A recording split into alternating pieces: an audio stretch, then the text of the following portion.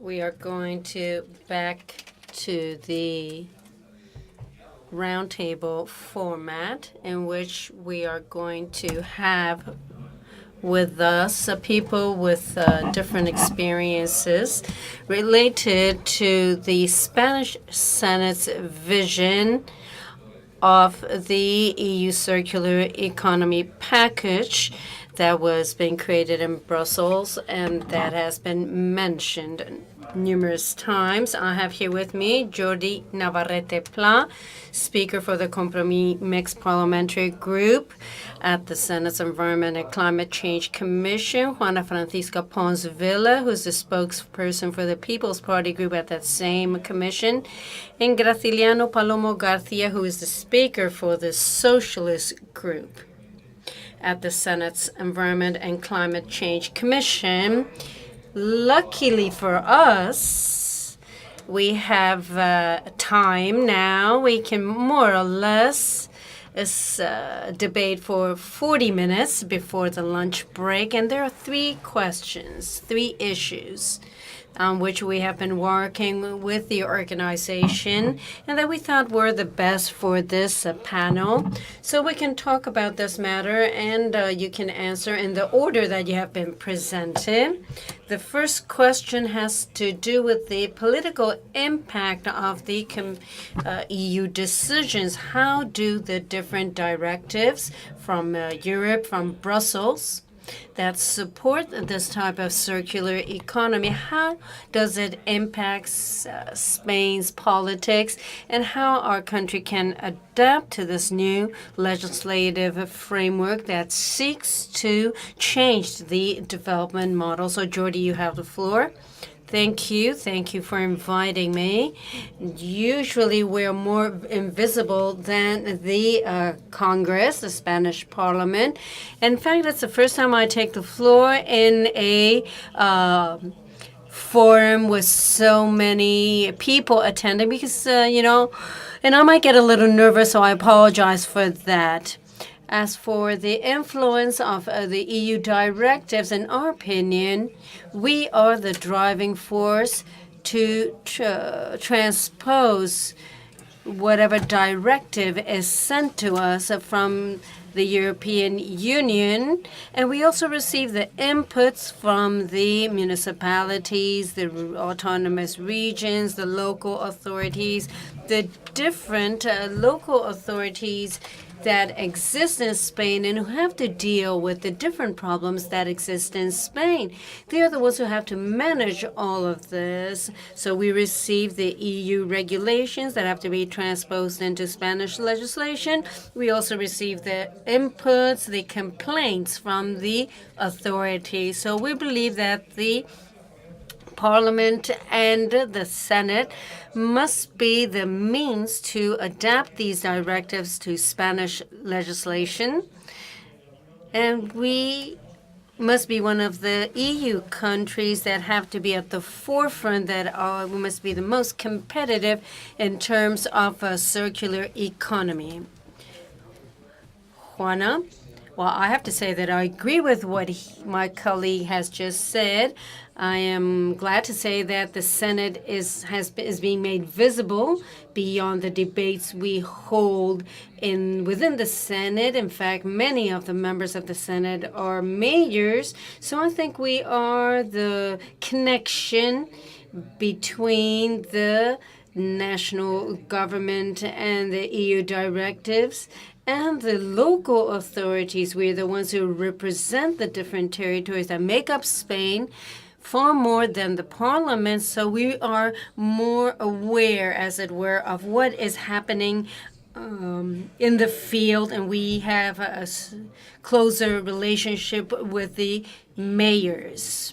And we also, of course, play a role in the transposition of the EU directives. And the more harmoniously we can all work together and the less we have to retouch the Spanish law, well, the better it is for everyone, because people don't many times may not understand why these changes appear. And in many cases, the EU legislators really don't know the local realities. what we do as a parliamentary group is to put into place a circular economy strategy, a roadmap for circular economy. This roadmap is for 1 year or one legislative term. We started working on waste in the previous legislative term on the 10th legislative term. The Senate has already been working on this. They have adopted new laws. And I'm not sure if we will talk about a waste management law that we actually adopted, because I think it is important for what is being discussed here. So as I was saying, we have put into place a circular economy strategy, and all the members of the Senate have worked on this, and we work also with the society and with the different administrations at the different levels, because even if we do create the laws, it is the citizen that is affected at the end of the day. So I think that is the role that we can develop. Graciliano, well, good morning to everyone. First of all, I would like to also thank the Spanish Federation of Municipalities and the City of Seville and Ecoembes. I would like to start by saying that in this period of Euroscepticism that exists in the EU, there are still people who push forward these type of initiatives, this circular economy package, which is unique in the world.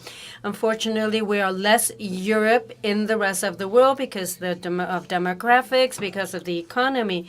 But nonetheless, we still have the highest standards in human rights, in well-being, in social cohesion, and also the best standards in environmental protection.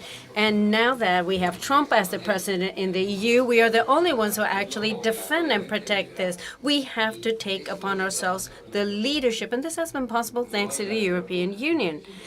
I have no doubt about this. If the EU did not exist, well, the countries that make up Western Europe and Central Europe as well, in the past, all we were doing was fighting amongst ourselves, and we would right now be in worse conditions.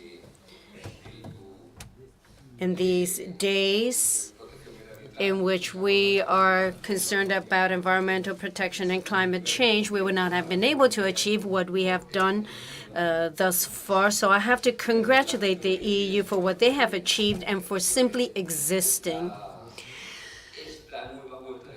So we are now in a new situation with circular economy is based on large amounts of environmental protection legislation that has been adopted in the past. And there are also experiences, for example, in waste recycling, in which we have worked with the local authorities. So we know exactly what will be the road ahead, even if we do have to take a qualitative step forward. But we do know more or less what is expected of us. And I must say that what we are facing is overwhelming, but we have to do it. It will have, I think, a positive impact. I think that the Circular Economy Directive of the EU will have a positive impact on Spain. Because in Spain, we usually adopt flawlessly the EU legislation, and we have transposed these directives into Spanish legislation because we have a EU and European focus.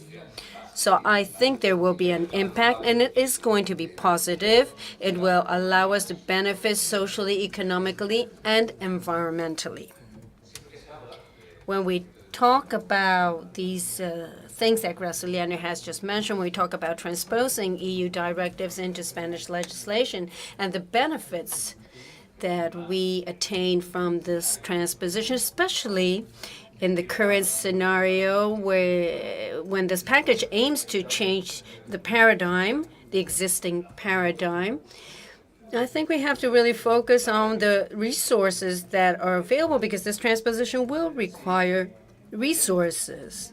So my question is, do we have those resources? Or are there going to be extraordinary measures to allow this transition?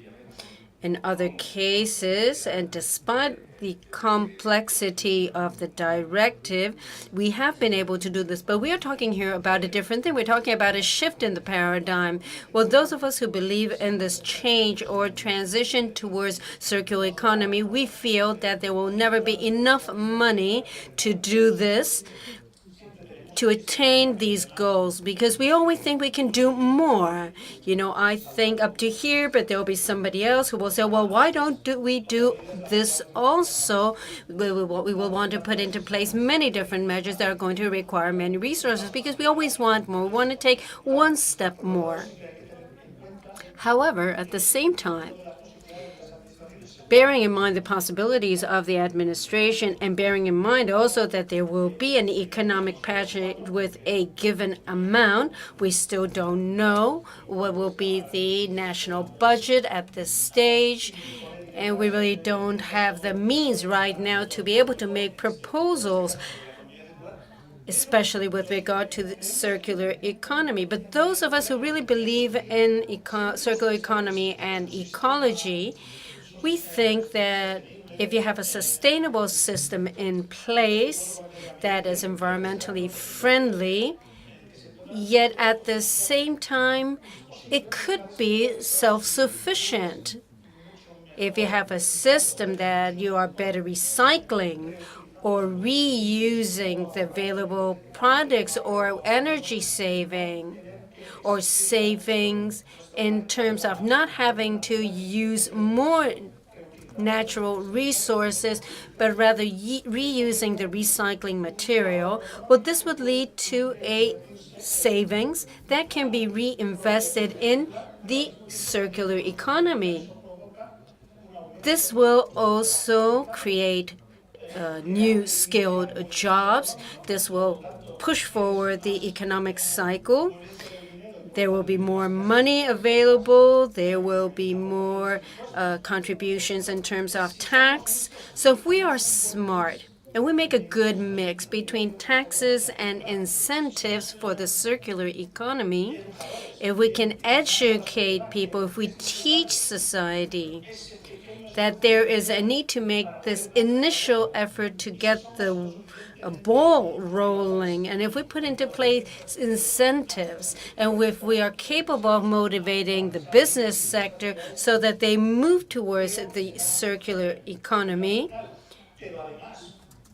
in that case, I think it will be economically feasible. Of course, we have to have a seed money, as it were, to start the ball rolling. But bearing in mind the system we have now in Spain, I think we can be self-sufficient with the inputs that we receive from the circular economy. Well, like Jordi said, we don't have a national budget, and we don't even know if this budget will be adopted in the Congress. But like Mr. Planes said, in Brussels or the EU does have an economic package with millions of euros. So I think it will have to do more with presenting good projects so that part of that money can be allocated to the Spanish projects. And I'm convinced that I completely support circular economy, and I believe that this is achievable. In the case of the Spanish government, we have thresholds to the budget, and we really don't even have the budget now. We really don't know what are the different items of that budget. Since we are talking about the Senate's view, and we are not going to be able to give inputs to the budget, we are simply going to make amendments if they were necessary.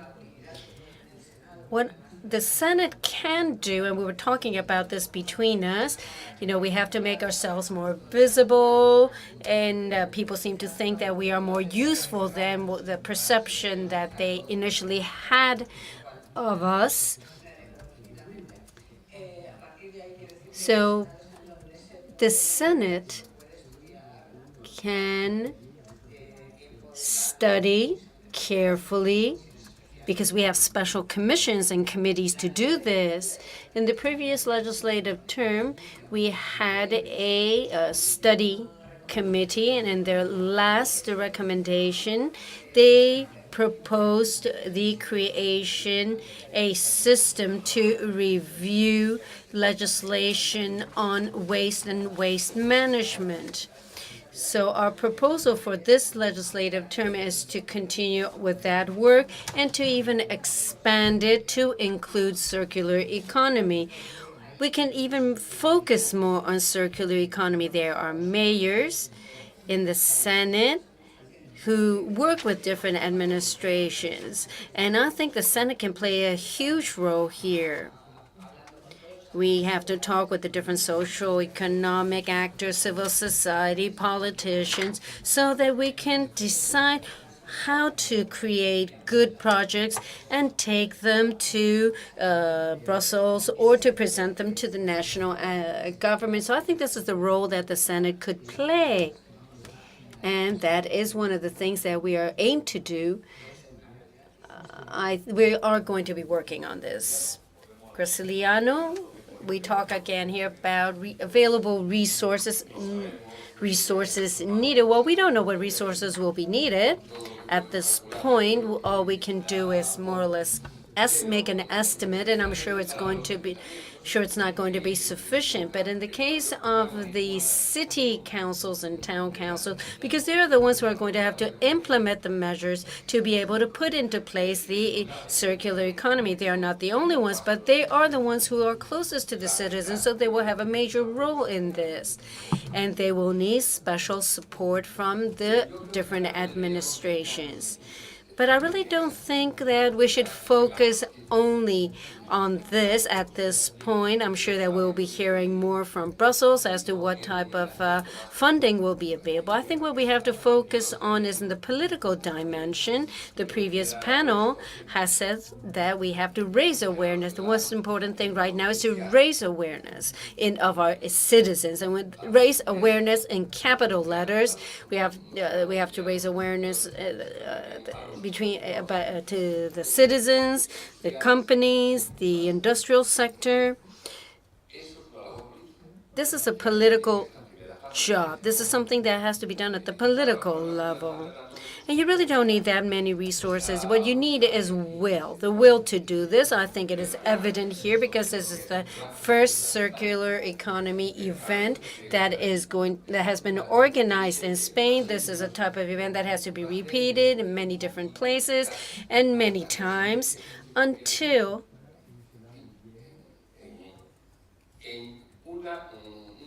it becomes a type of mindset that we have to change the mindset of our society. And we will have circular economy not only because we have raised awareness among our citizens, but because circular economy will become an essential part from the economic point of view. So what I'm trying to say here is that the result we obtain will not depend only on the investment made, but it has to be the result of a new form of economy. It has to generate benefits, not only social, but also economic. It has to create jobs. Some examples have been given here this morning, and they illustrate perfectly what I'm saying. We are throwing away the same number of smartphones as we buy in the developed countries. What we're doing is simply throwing them away instead of trying to reuse those phones. In anything we throw away, there is an amount of raw material that can be reused and that we have to recover, because that can also create wealth. So in terms of investment, I can assure you that we will provide as much support as possible to the towns, cities and towns, because they are the ones who are going to have to lead the move towards the circular economy. But what is important now is to raise awareness and ensure the society at large is aware of its importance. You have just mentioned how important political dialogue is in this process. So one last question that I would like to raise, because you all come from different political parties. In each of your political parties, how well have you assumed this idea of circular economy? What are the efforts you are making, and what are the difference in the way you view this idea? For those of you who don't know, Compromís, that is a coalition of different parties from Valencia, the autonomous region of Valencia. It is made of three blocks: Nacionalista Valencia, Verdes, and Iniciativa per País Valencià. And its most important asset is that they are present in most of the municipalities in Valencia, and we are also a member of the government of Valencia. So this is where our strength lies, at the local level. So we have good ideas about the circular economy. If I may, I would like to list some of them. First of all, I would like to talk about what we should already be doing, and the other has to do with what should be done at the local level, at a more national government level, or even at the EU level. I believe that we have to have the eco label for products. We have to state on that label the impact that transport and production has, or even the impact of recycling. There also be policies to ensure that we can raise awareness among our citizens. Also, studies on taxation. We could perhaps change the amount of VAT for products that have been produced using recycled products, because they have already paid VAT during their first generation, and maybe they don't even have to pay VAT in the second generation use. This is something that would have to be studied. We could also increase or decrease taxes on products that have a greater footprint. We can have laws on the reuse of waste as raw material. We would also have to legislate as to where and what type of products they can be used, how they should be managed. Also, incentivization for waste materials, harmonization with the EU directives, a ecologic or a green taxation system that provides incentives to people who are not polluting. Also apply home appliances that can be also easily repaired. For example, those of us who have a certain age, we remember how people would used to fix, you would repair a telephone or a washing machine. But now this is not the case. If I tell my child, you have to repair that smartphone, she'll tell me, no, I want a new one. Why repair this one? So these are things that we have to make people aware of. These are general ideas. It has to do more with legislation. As I have said, Compromís is a local government focus party. We have different policies to incentivize selective sorting, selective collection. For example, eliminating the white cork that is currently being used. And these are examples. I was small, I would go with my bag or with my jar, and I would bring that product back. And when you explain this to little children, they're really surprised. They know, Mom, it has to be packaged, it has to have 5 type of containers, whatever. This is unsustainable. So we have to put into place directives that allow the citizens to understand why this. I have to insist with my producer, telling him I do not want that product because it has a large environmental footprint. And we as administration must also guide them towards what we want to achieve, which is reducing the impact on the environment. And in the autonomous community of Valencia, we also have a pilot program to involve and create an integrated system for the return, for the deposit and return of containers. It's in the preliminary phase. Perhaps the way it was announced was rather controversial. It created some mistrust or some, let's say, disagreement among the interested parties, but it's there for people to see the different modules and the different participants in the system, and we'll have to determine whether it's viable or not. And if not, why?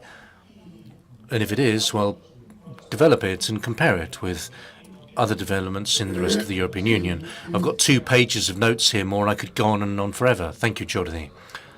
Okay, I guess from the PP. Well, at this moment, the PP is in government, so any commitment that's adopted by the government is supported by the PP and by the PP group, the Senate and the Congress. In this respect, the Minister of Agriculture, Food and Environment stated in December last year that they were working on a circular economy strategy. That is the objective of our legislature, and this is what we support. A circular economy strategy which incorporates measures in different areas: recycling, reduction, reuse and development, and also consensus with all public administrations, also with private companies, with the economic sectors and with civil society, with citizens, in other words. So that challenge as a political component, namely the development of all of the legislation which would come from the European Union, enshrined in the directives, also some tax aspects. I'm not sure if we would coincide on everything regarding taxes, perhaps some type of green tax. So there would be a tax initiative, but also a type of incentive. So it wouldn't be a case of taxing people, but also encouraging people to behave in a different way. And also training. Well, training and education from primary, from a very early age, and even up to the elderly. I think that there's many different ways in which we can develop environmental education, not just in schools. And I believe that we could all become much more ecological and recycle much more effectively, regardless of our age. And then evidently, if that education is also targeted at specific employment hubs to foster and support the development of different initiatives, will not only support job creation, but will also encourage the development of other initiatives in this area. It's not just going to be the strategy of this government and the PP. I think it has to be the country's objective as a whole, if you'll allow me the expression, in line with the opportunities that we have within this legislature. I think that this is really what we have to work on and try to reach as much of a consensus as possible to agree on lines of action. Thank you, Juana. Okay, Graciliano, the Socialist Party. Well, the Socialist Party is fully committed to the circular economy package, and I can confirm that the circular economy will appear in the framework program that we're going to propose at our next party congress. And that's undoubted because it's something that we've been working on for a long time, our commitment to all European Union environmental measures. But I would like to add one more thing, since we're here and not in the Senate. I believe that the national parliaments, let's say Congress and Senate, should adopt the necessary legislative measures which will ensure that to avoid regions, municipalities and local governments will compete. Again, there seems to be certain unfair competition, as was mentioned by the president of Emilia-Romagna, and ensure that we have a legislative, homogeneous framework which will avoid the legislators, which, well, largely the city and town councils, will be equipped with circular economy mechanisms to avoid that they compete with neighbouring administrations and ensure that no municipalities feel that they're in a disadvantaged position. I believe that the national parliament, Congress and Senate has to comply with this or perform this legislative function, unifying minimum criteria whereby the circular economy can become the common objective of all Spanish nationals and not just be left to the discretion and voluntary decisions of autonomous community governments or local government, town and city councils, and we will also support that initiative. Well, I think that there are enough points that have been mentioned to encourage debate over lunch, which is an excellent time to continue discussing things in a much more amenable environment. So thank you, Graciliano, Jordi and Juana. Thank you also for bringing to the fore the efforts that are being made at the Senate level.